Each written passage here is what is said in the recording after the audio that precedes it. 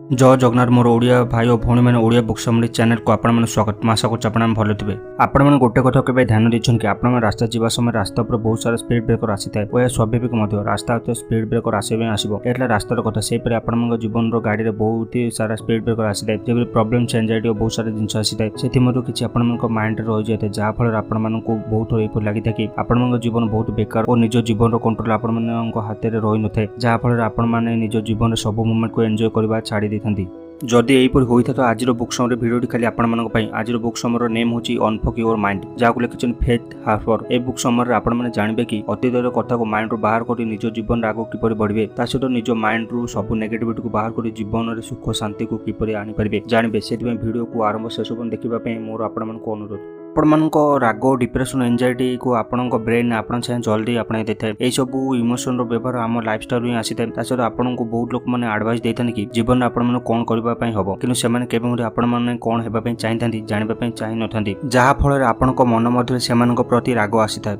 यह सहित आपण जीवन में फूलर महत्व अलग अलग रही है जपरी फूल समस्त में खुशी और सुंदरतार प्रतीक होता है लोक मैंने जहाँ पसंद करते फूल देते जब आपण लाइफ में फूल को नहीं कौन घटना घटी जाए जपरी से घटना होबार नाला जहाँफल आपण ब्रेन में दुखर इमोशन आसी था जहाँद्वारा आपण के फूल को देखिले आपण मन को अपना चाहे दुखर बा खुशी इमोशन आसी जाए। यह सहित आपण निज ब्रेन काम कर फंक्शन को चेंज करेंगे कारण आपण मैंने कौन फिक्स स्किल बा व्यवहार को नहीं जन्म ही न था खास कर जिते कथा आम ब्रेन आसता है तो आपण मैंने चाहिए निज व्यवहार और स्किल को चेंज कर दे पारिबे से खाली आपण साहस और पेशेंस दरकार अछि। आपण निज सहित लोक सहित भल कनेक्शन रखिबार अछि जेपरि आपण अतीत रे किछि कथा जहाँ आपण दुख रही जेपरि आपण माइंड को न आसे आपण को यह मध्ये बुझिबार अछि कि जीवन में किछि मध्ये फर्क पड़ी नथाय आपण को जीवन में जेते प्रॉब्लम्स आसुना काहेकि आपण तार सामना करि परिबे एही परि साहस आपण ब्रेन रे रहिबा दरकार। यह सहित आपण सब टाइम रे जानिबार अछि कि आपण ऊपर कार मध्ये सेते प्रेशर नै सेति आपण को कोनसी काम को सेही टाइम रे करंतु जेतेबेले आपण मन सेही काम करिबे में चाहिबो ना कि कहीं आपण को फोर्स करले से काम को करंतु सब टाइम एहीपरि लोक हुंतु जे कि निजर लाइफ को निजे कंट्रोल करते ना कि अन्य मान कथा उठबस होता है सेहीपरि जदि आपण करंत आपण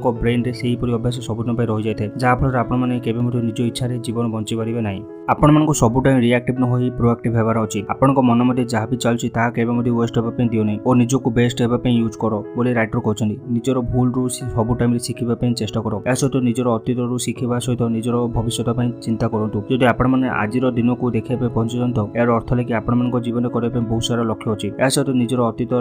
भूल रू और निज भविष्य निज मन में मोटिवेशन को मिसई निजर वर्तमान प्रेजेंट काम करूँ जहाँफल आप लाइफ में निजर सफलतार सीढ़ी चढ़ी पारे। यह सहित आपने पहुंचे बुक समरी शेष भाग में आज बुक समरी अनफक योर ब्रेन रू कौन शिखले आपण जानले कि आपण लाइफ में कौन सिचुएसन आसुथा ना कहीं आपण को निराश होगा ना आपण निज जीवन कंट्रोल को निज हाथ में रखिपारे जितेबाला भी आपण चाहती खाली आपण ब्रेन को शिखाइबार अच्छी कि आपण लाइफ में सबकिछ करेंगे जदि आपण परिस्थिति आज खराब अच्छे काली ठीक हो किंतु आपण सब टाइम दुखरे बंचा जन्म हो न था। यह सहित मैं आशा कर आज बुक समरी भिडियो आपको भल लगे जब भिडियो भल लगे तो भिडियो गोटे लाइक कर चैनल को सब्सक्राइब कर दिखाँ पाखे बेल बटन को प्रेस कर नोटिफिकेशन ऑल कर दिखाँ फल आगे जो बुक समरी भिडियो आसो आप मिस न करते पुणी देखा आप भिडियो आउ बुक समरी सह।